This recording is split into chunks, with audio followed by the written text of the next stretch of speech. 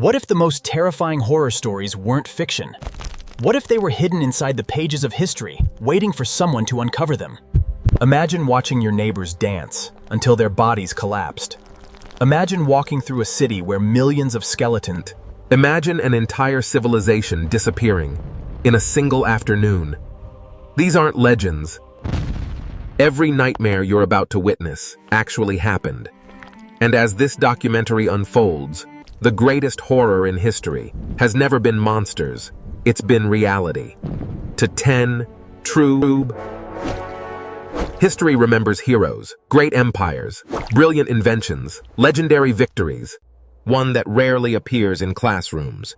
One hidden beneath centuries of silence. It's a history written not which Byland and Tombin. Across thousands of years, ordinary people experienced events so terrifying. Entire cities disappeared. Kingdoms collapsed. Families vanished overnight. And sometimes, tonight, we're opening 10 doors. Behind each door is a true story. Some by disease, and some by human beings. As each chapter unfolds, the closer we move toward the present, the darker these stories become.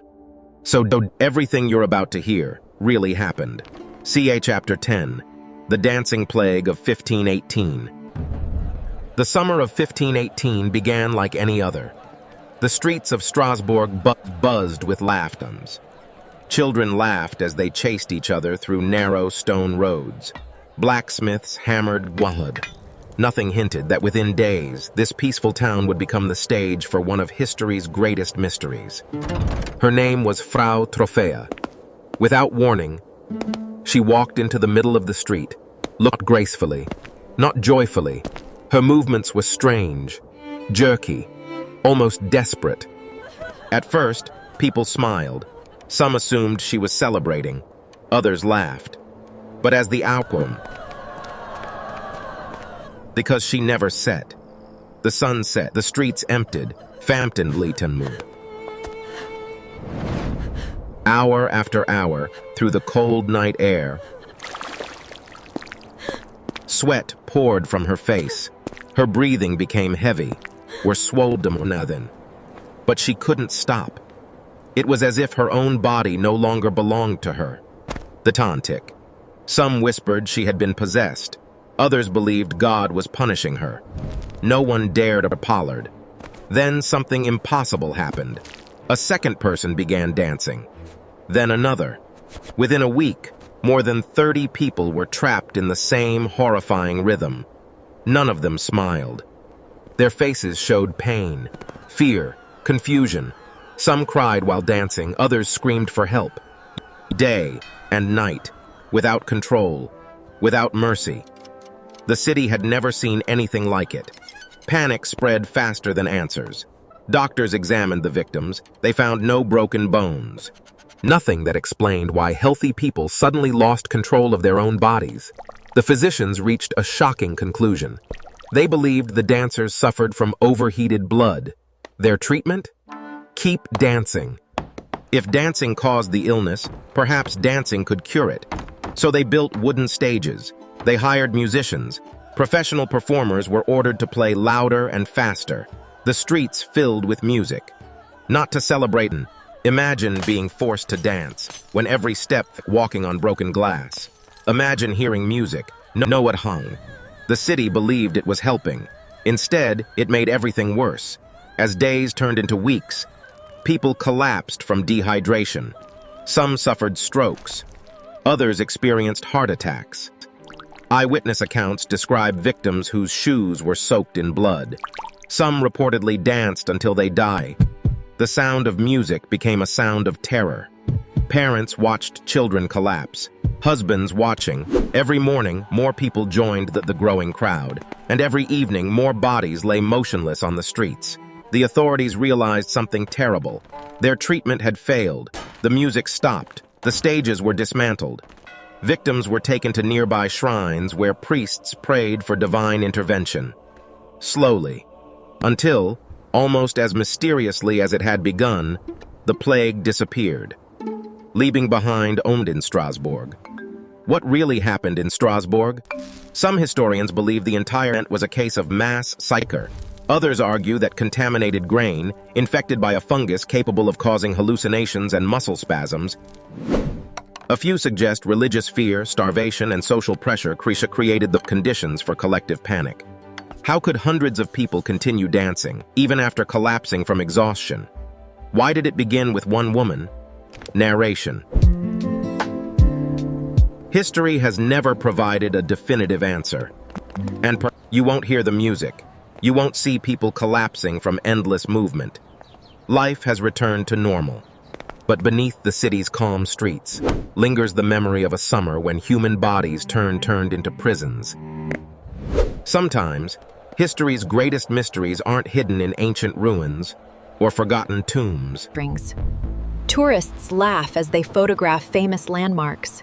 Everything feels alive. But beneath your feet, A city where the walls are built, not from bricks, but from human bones.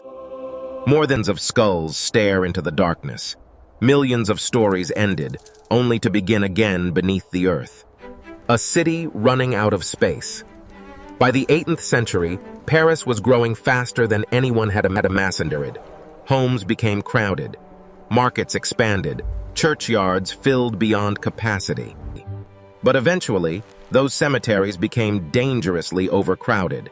Graves were reopened again and again to remains. The soil could no longer contain the remains. After heavy rain, parts of cemeteries collapsed. The smell of decay spread through nearby neighborhoods. Residents complained of sickness. Shopkeepers feared bond. Doctors warned that overcrowded burial grounds threatened public health. The city faced a terrifying questions. The answer lay beneath the streets. Abandoned limestone quarries stretched beneath Paris like an underground labyrinth. Officials made a decision that shocked the city. Every cemetery would be emptied.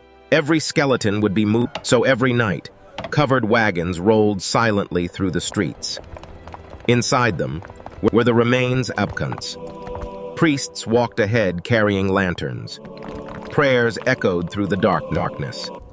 Night after night, for years, the process continued. The remains of kings, beggars, children, ends. In death, social status disappeared. Everyone became part of the same endless city beneath the earth. At first, the bones were simply piled into enormous heaps. But as the years passed, engineers decided tomodomans.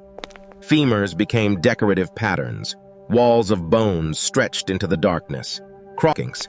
Walking through the catacombs today feels less like entering a cemetery, and more like stepping into another world.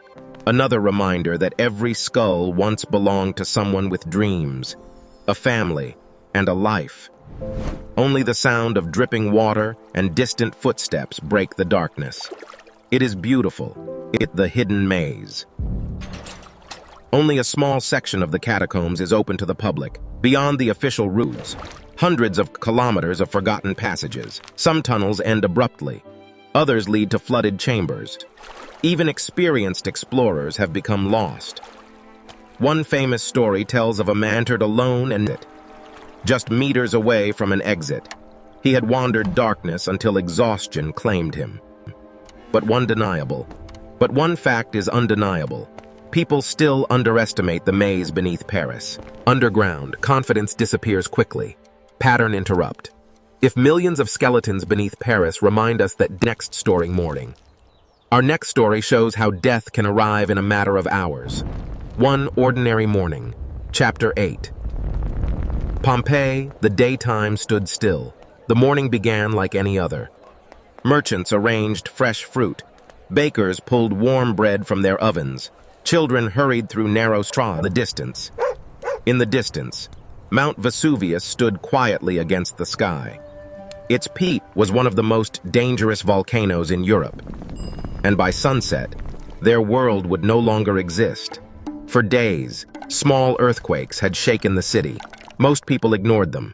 Earthquakes were common. Shops remained open. Markets stayed crowded. Families prepared evening meals. Then, shortly after Magians, a towering column of ash and rock shot high into the atmosphere. It rose so fast, they had never witnessed anything like it. Some believed it would soon end. Instead, it was only the beginning.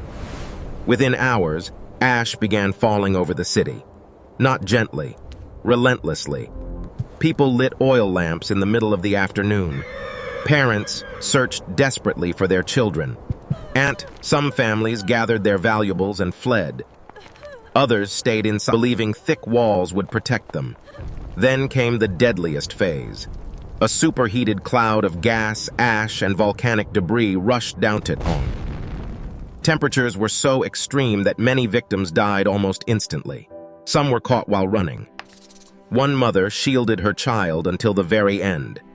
A dog remained chained outside a house. Later, centuries later, archaeologists uncovered their final positions, not because the bodies remained. When the bodies eventually decomposed, they left hollow spaces. Scientists carefully filled those spaces. Human expressions. Fear, hope, desperation, love. A city lost and found again. Pompeii disappeared beneath layers of ash. Generation after generation forgot the city had ever existed. For nearly 7 centuries, Pompeii. Then, in the 8th century, workers digging in the area made an astonishing discovery. Walled. Entire houses preserved almost exactly as they had been on the day of the eruption. The city became one of the greatest archaeological discoveries in history. Not because it revealed how Romans lived, of part 2, but if nature can destroy a city. But our next story reveals something even more terrifying. So deadly that it changed the course of human history and made people fear not only the living. Chapter 7, The Black Death End. A merchant ship drifted silently into the harbor. From a distance, nothing seemed unusual. Its sails were still raised. Its cargo appeared up and dead. Most of the crew were already dead. The few who remained, their bodies were covered in strange black swellings. The sickness spread beyond the harbor, then beyond the city, then beyond entire kingdoms. No one knew it then, but history had just entered one of its darkest chapters. The world would remember it as an invisible enemy. The disease moved faster than anyone could understand. A week later, their house stood silent. Doctors had no offered prayers. Others blamed poisoned wells. Foreigners, witches, anyone who seemed different became a target. People stopped shaking hands. Markets emptied. Churches filled with desperate voices. Parents abandoned sick children. The bonds that held communities together began to break apart. A world as the plague continued were left untouched. Animals wandered freely through abandoned farms. The sound of church bells became constant, ringing not for celebration, but for funerals. Mass graves replaced individual burials, or enough space to bury everyone separately. Some cities lost nearly half their population, the masks of fear. Doctors desperately searched for protection, believing disease traveled through poisons. Most famous of all were the bird-like masks. Their long beaks were filled with herbs and flowers. And citizens, these figures looked almost inhuman. Imagine opening your door to find someone wearing the face of a giant bloat. For many, it was the last thing they ever saw. The plague eventually faded. Not fear of disease, but fear of power. Because behind the walls of one ancient fortress, people wander. Chapter 6. The Tower of London D, where hope disappeared. Today, tourists line up for photographs. Children smile beside the famous ravens. You might never leave. Built by William the Conqueror after the Norman conquest of England, the tower became more than a fortress. It became a prison, a place where kings protected their power by imprisoning anyone they feared. Nobles. Unlike ordinary prisoners, many prisoners inside the tower had committed no violent crime. Some had simply backed the wrong king. Others knew dangerous secrets. A single accusation of treason could change everything. Interrogations could last for days. Some prisoners waited months, or even years, without knowing whether they would mysteries of the tower. Among all the mysteries of the tower, none is more famous than that of the princes in the tower. They were told it was for their protection before Edward's coronation. At first, people saw them playing in the courtyard. No official announcement, no public explanation. Only years later, workers discovered the scaffold. Were they the missing princes? Historians still debate the evidence. The mystery remains all. Executions that echo through time. Not every prisoner disappeared quietly. Accused of treason, adultery, and other charges that remain controversial among historians, she was executed with then. Her death changed English history forever. Many others followed. Each execution, pattern interrupt. Kings ruled through fear, but in 16th century Russia, one ruler tied 5, see after 5. Ivan the Terrible Tupi, when a ruler feared everyone. Histocolids, but few earned a name like this, Ivan the Terrible.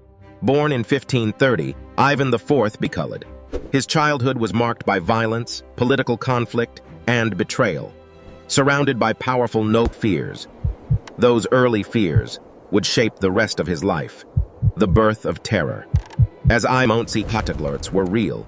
Some plots were real, many were imagined. To protect his throne, he created a special. They carried a terrifying symbol attached to their saddles, a dog's head and a broom. The message was unmistakable. The Oprichniki answered only to Ivan. They raided towns, they seized lands, in tragedy beyond repair. The peak of Ivan's paranoia led to a moment that shocked even his closest advisors.